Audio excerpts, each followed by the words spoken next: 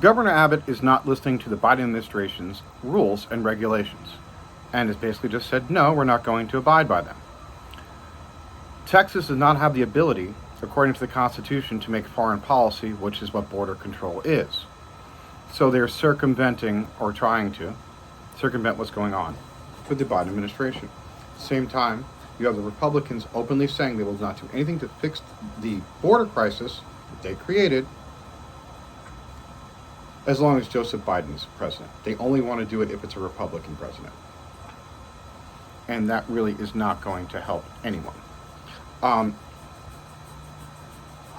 The last time a southern state did not listen to the federal government was 1958.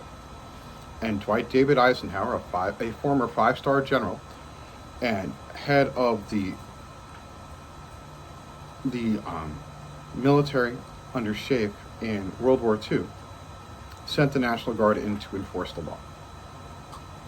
I think that they should have done more than just enforced. I think they should have eliminated the people that were that repugnant, but that's not what happened. It would have sent a message and would have solved the racism, because those people that hate would have been dead.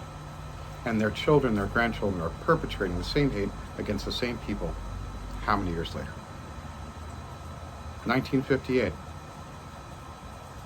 You have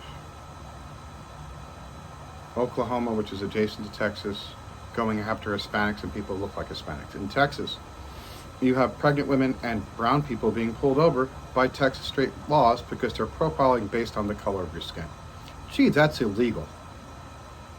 So, while Texas thinks it's big and bad, Fort Hood is in Texas. Fort Sill is in Oklahoma. That's where they train artillery in the tanks. The 82nd Airborne is in North Carolina. We can take care of the problem domestically. I have no problem occupying Texas and solving the problem. And while they're at it, take their stupid grid system off of Texas's own grid and put it on the national grid. And force them to obey the Constitution. And if Abbott gets pushed down on his... I was going to say very bad things that are not productive. I don't like Abbott, and I don't like Ken Paxton. And if there were real men in Texas, neither one of them would be there. But Ken Paxton cheated, which is the reason why Donald Trump was elected. He suppressed 2 million votes in Texas. That's the reason why Roe v. Wade was struck down. Ken Paxton was part of that too. So when we get to people on insurrection, Jack Smith, get his ass too. Abbott said, the only thing we're not doing is killing the migrants because that's murder. Yeah, it's murder.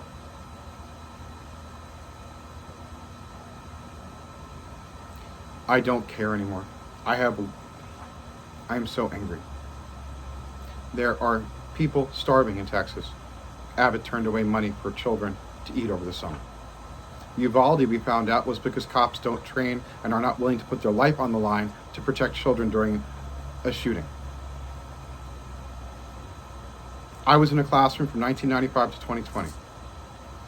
In 2000, Barry Bruno was killed by Nathaniel Brazil at Lake Worth Middle School on the last day of school.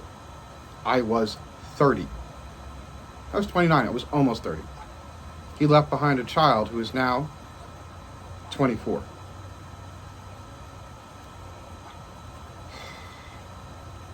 The GOP has been having terrible policy, not just in Texas. We are number 2 behind Texas with the most amount of books banned in Florida. Last year we got 1,600 under Ron DeSantis. And he talks about educational freedom. What a fucking oxymoron. Greg Abbott needs to fuck around and find out. Joseph Biden needs to give him the answer. And you know what? It's the South. They've had explaining to do before by the military. I have no problem taking it out on not the people of Texas, the legislators they voted in. I don't want to hurt Texans. I want to hurt the people that are trying to hurt other Texans, the Republican Party. Vote true and vote blue. I am so pissed it's hard to fathom.